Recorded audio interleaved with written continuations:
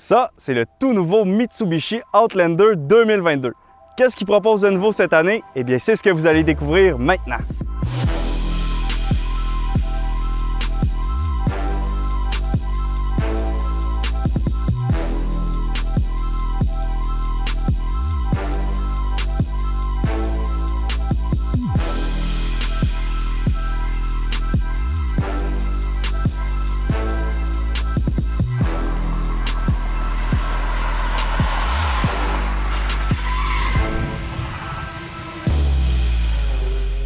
Mitsubishi, la marque qui a remporté 12 fois le Paris-Dakar, qui nous a donné l'Eclipse de Brian O'Connor et les mythiques Lancer Evolution qui ont longtemps fait la vie dure à Subaru sur les pistes de rallye du monde entier.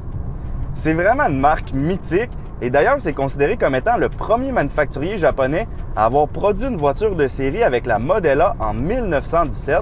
Bon, ils en ont juste fait 22, mais c'était un début.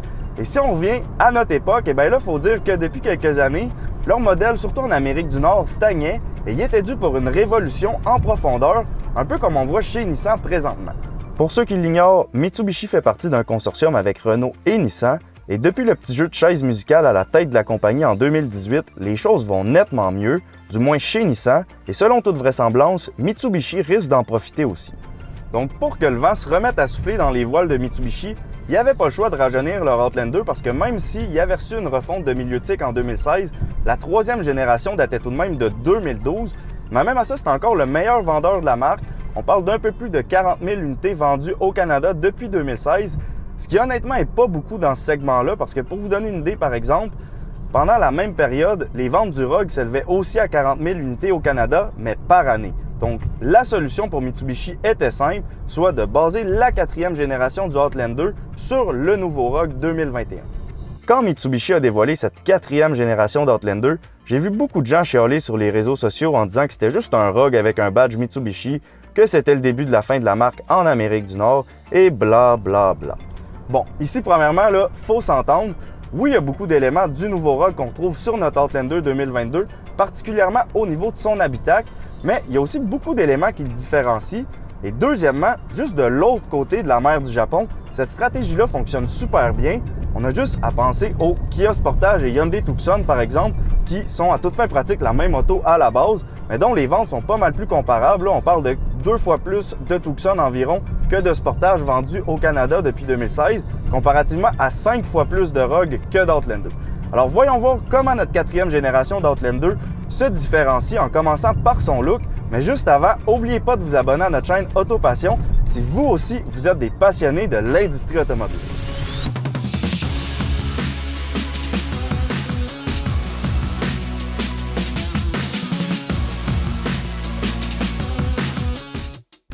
Donc, à l'avant, cette année, on a le droit à une nouvelle configuration des phares en 2 étages, qui est une mode qui a commencé avec le Jeep Cherokee et qu'on retrouve maintenant pas mal partout, autant chez Hyundai que chez Chevrolet avec le Blazer et chez Nissan aussi, évidemment, avec le Rogue.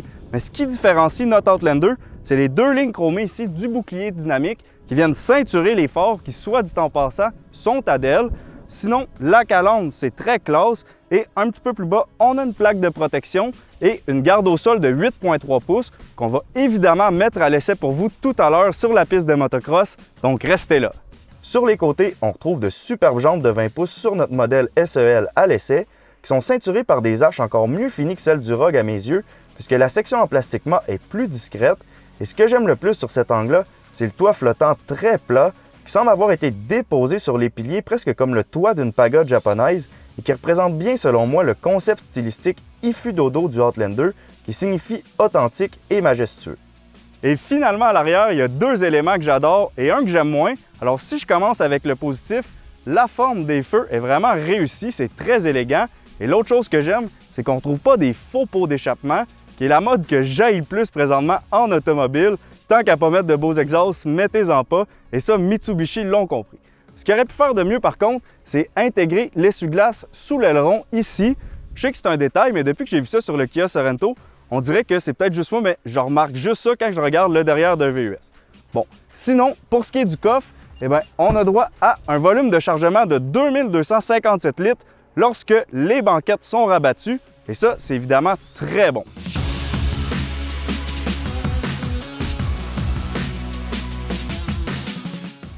Donc pour ce qui est de l'extérieur de notre Outlander, je pense que ça fait aucun doute qu'il est différent de celui du Rogue. Mais à l'intérieur, par contre, là, les différences sont pas mal moins évidentes, à l'exception de une, parce que si vous avez bien écouté, j'ai dit lorsque les banquettes sont rabattues, ce qui veut dire qu'on a 2 rangées de sièges à l'arrière et qu'on peut loger jusqu'à 7 personnes. Et ça, c'est assez rare dans le segment. Corrigez-moi si je me trompe, mais je pense qu'il y a juste le Volkswagen Tiguan qui offre ça, mais dans son cas, c'est en option. Évidemment, on parle de places qui sont très restreintes, du genre parfaite pour ramener votre petit voisin de l'école, mais si vous voulez faire 2 heures de route avec un ado ou un adulte à l'arrière, oubliez ça. Par contre, si on se rapproche d'une rangée, là, c'est super parce qu'on a un très grand toit panoramique, alors ça peut être éclairé. On a aussi beaucoup de petites pochettes de rangement, des prises USB et dans notre modèle à l'essai, les sièges sont même chauffants. Alors si vous êtes une famille de 3 ou 4 personnes, je pense qu'on peut dire que vos enfants vont être confortables. Mais là, c'est bien beau le confort de vos enfants, mais après tout, c'est pas eux qui payent. Alors ça m'amène à vous parler de l'avant. Et là, on passe vraiment dans une autre décennie par rapport à l'ancien Outlander. Et oui, effectivement, il y a beaucoup de ressemblances avec le Rogue, mais c'est loin d'être un reproche. Et pour vous expliquer tout ça en détail, eh bien, c'est le temps de me dépeigner un peu pour vous. Première chose, l'ergonomie du volant, c'est A1. Les boutons et la finition sont vraiment impeccables. Ensuite, le tableau d'instrumentation de 12.3 pouces, c'est comme le Rogue, avec une infographie encore plus belle selon moi avec les petits cercles en 3D. Et si je tourne la roulette de mode de conduite ici, vous pouvez voir qu'on a 6 modes et les styles changent dans l'écran, donc c'est rapide et honnêtement très bien fait.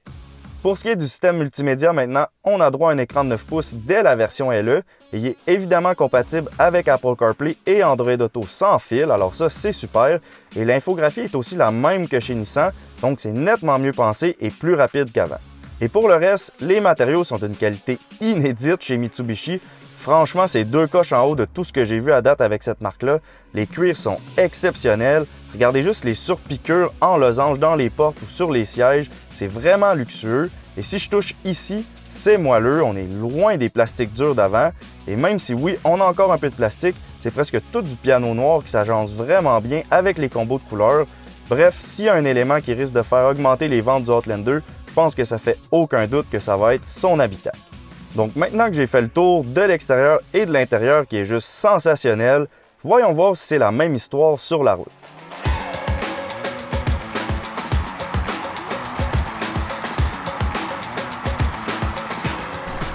Bon, ici je vais crever l'abcès en partant. Le V6 et la boîte automatique, c'est terminé. Est-ce que je trouve ça plate? Ben oui, un peu, parce que c'est certain que ça amenait une certaine clientèle dans les concessions Mitsubishi, particulièrement ceux qui veulent remorquer plus ou moins 3500 livres. Et là, ben, ces gens-là n'auront pas le choix de se tourner vers le nouveau Nissan Pathfinder s'ils veulent rester dans le même groupe de manufacturiers, parce que Mitsubishi offre pas de VUS dans cette catégorie. Donc disons que c'est une petite déception à ce niveau-là. Mais si on regarde les choses d'un peu plus haut, il faut dire que ce que les gens recherchent maintenant, c'est vraiment des VUS qui sont spacieux, abordables et pas trop gourmands en essence non plus. Et c'est précisément ce marché-là que Mitsubishi tente de séduire avec son nouveau Outlander. Alors, sous le capot, on retrouve exactement la même motorisation que le Rogue. Donc, on parle d'un 4 cylindres de 2,5 litres qui développe 181 chevaux, jumelé à une boîte CVT, mais qui va transmettre la puissance aux 4 roues au Canada de série. Alors ça, c'est vraiment l'avantage du Outlander parce qu'on parle du système SAWC, donc Super All-Wheel Control, qui est vraiment l'un des meilleurs systèmes sur le marché présentement. Et là, c'est un peu dommage qu'il n'y ait plus de neige aujourd'hui. On va quand même faire de notre mieux pour vous le démontrer dans la boue sur la piste de motocross d'environ 1 minute. Et juste avant, on ne peut pas passer sous le silence la consommation de carburant. Donc on parle de 9,7 litres au 100 km en ville et 7,9 sur autoroute, ce qui est très bien. Mais justement, parlant de consommation, notez aussi que même si l'Outlander laisse tomber son V6, il conservera heureusement sa version hybride rechargeable qui a vraiment été très populaire ici au Québec. Mais malheureusement, Mitsubishi n'a annoncé aucun détail encore sur sa motorisation. Selon les rumeurs, la version PHEV pourrait être dévoilée cette année et vendue en tant que modèle 2023. Et son cousin chez Nissan pourrait lui aussi recevoir la même mécanique quelques mois plus tard. C'est donc un dossier à suivre. Mais si on revient à notre modèle à essence sur la route, c'est très semblable au Rogue. Donc la direction est précise, peut-être un petit peu plus précise que le Rogue pour notre Outlander. On a une excellente visibilité, c'est très confortable. Et si j'appuie sur l'accélérateur, même si je suis dans une côte qui descend, ça avance, mais c'est pas une bombe. Faut dire que la transmission CVT a 8 rapports simulés avec des palettes au volant, mais c'est quand même plus bruyant un petit peu qu'une boîte automatique normale. J'ai remarqué par exemple tout à l'heure que les vitres étaient doublées, alors ça je pense que c'est une bonne idée pour aider à insonoriser la cabine. Mais honnêtement, là, pour vous rendre du point A au point B, je pense que c'est une excellente auto.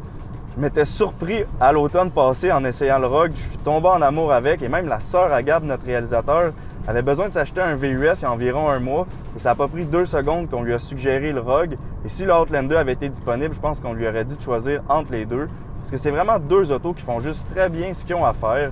Et si vous vous foutez des performances, je pense que vous allez être très bien servi avec le Outlander.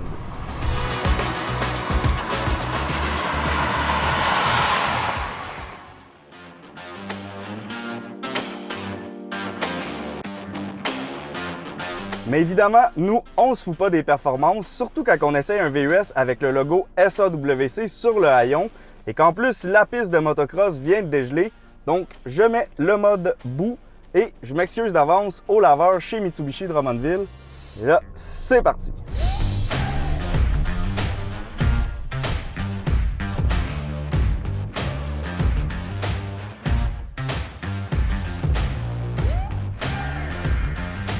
Wouhou! Alors, première étape, les bosses. Et là, comme je disais tout à l'heure, on a une garde au sol de 8,3 pouces. Alors, ça nous permet de passer par-dessus les obstacles sans rien accrocher en dessous, comme c'est le cas ici. Alors ça, c'est bien. Et là, on se dirige vers la deuxième étape, qui est le Mont Saint-Élie. Donc, on va essayer de monter le plus gros saut. Et là, en attendant, dans les courbes, je vois que le système de contrôle intégral va très bien.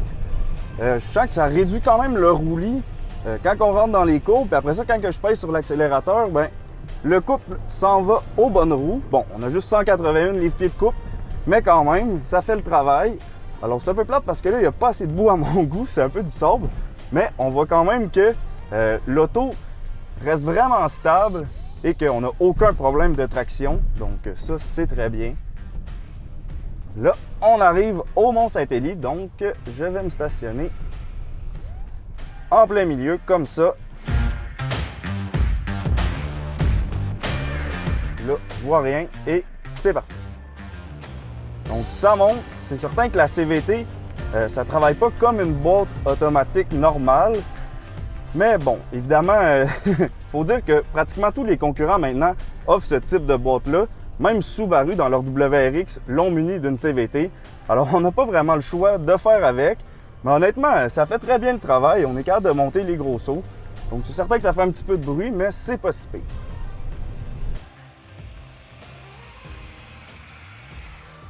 Alors là, maintenant, c'est le temps de passer à la troisième étape, qui est tester la rigidité du châssis. Alors là, je vais me reculer dans une crevasse pour avoir une roue qui ne touche pas au sol. Et on va voir si le haillon ouvre, mais surtout s'il ferme. Alors, je recule un petit peu. Et là, la caméra 360, c'est vraiment bon pour ça. Là, ça doit pas toucher. OK.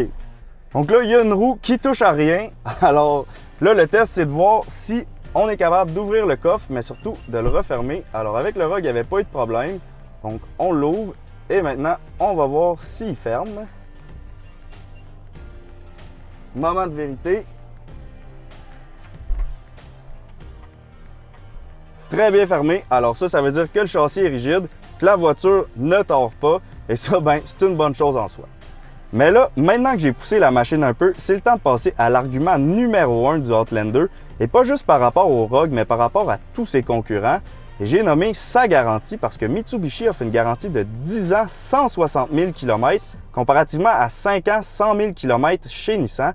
Alors ça, c'est un argument de taille, surtout pour ceux qui veulent s'acheter un VUS et le garder longtemps, parce que vous allez pouvoir rouler l'esprit tranquille et peu importe la façon dont vous roulez.